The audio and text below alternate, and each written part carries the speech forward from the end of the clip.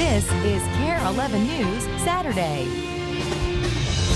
A new streetwise guide to help kids and their families prevent bullying. The book is called What the Bully Doesn't Want You to Know. Also, an insightful new streetwise guide to help stop bullying. This morning, we're going to meet one of the book's authors. Experts say nearly 1/3 of all school-age children are bullied each year. That's upwards of 13 million students. October is National Bullying Prevention Month, and this morning a new self-help book is giving families some important insight into this important issue. The book is titled What the Bully Doesn't Want You to Know, a streetwise guide to your bully problem. And Tristan Chermack is the book's co-author. Thank you so much for joining us this morning. Good morning, this has become such a major issue for this generation.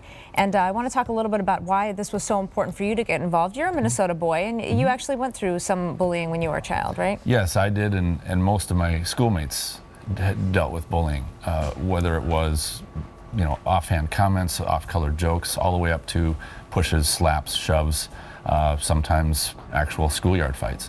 It's gotten worse, though, for this generation of kids, hasn't it? I feel it has, and I think most parents, most kids will when they convey what their experiences are, confirm that. And kids are getting in fights in schoolyards, filming them on YouTube, putting them up on videos. They're proud of them. They laugh and joke, and you can even see gangs of teenagers wandering around ambushing adults.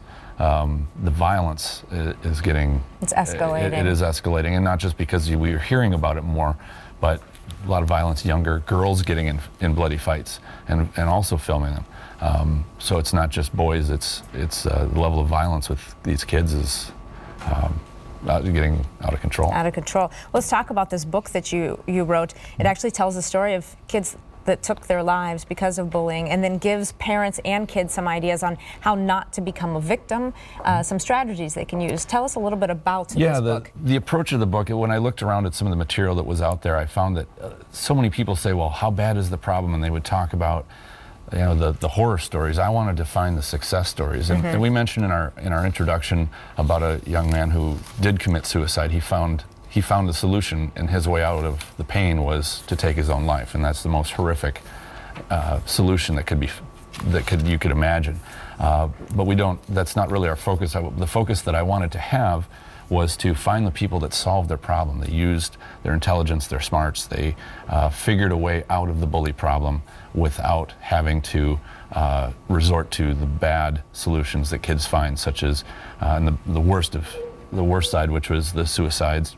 Also, kids find turning to drugs. They skip school. They will get involved with gangs. They'll get involved with the things that will lead to bad problems in life later on, and maybe not even much later on, but in high school, things like that. So, when even not being able to perform in school very well when they're not there. Right. Some will find even simple solutions like I won't go to the bathroom because they know that. What are some positive things that some of these kids were doing?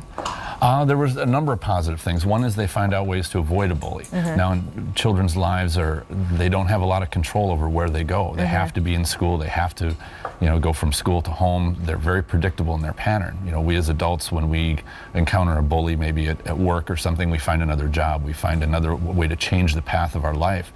But a child has a different life. And they don't have that much control, but they try to find a way. They'll either get a ride home. If they're getting picked on the bus, they'll find a ride home with somebody else, or they'll ask to be picked up, or they'll try to find a way. And sometimes they get some help. Sometimes they can figure it out on their own. But sometimes they're just helpless. They can't.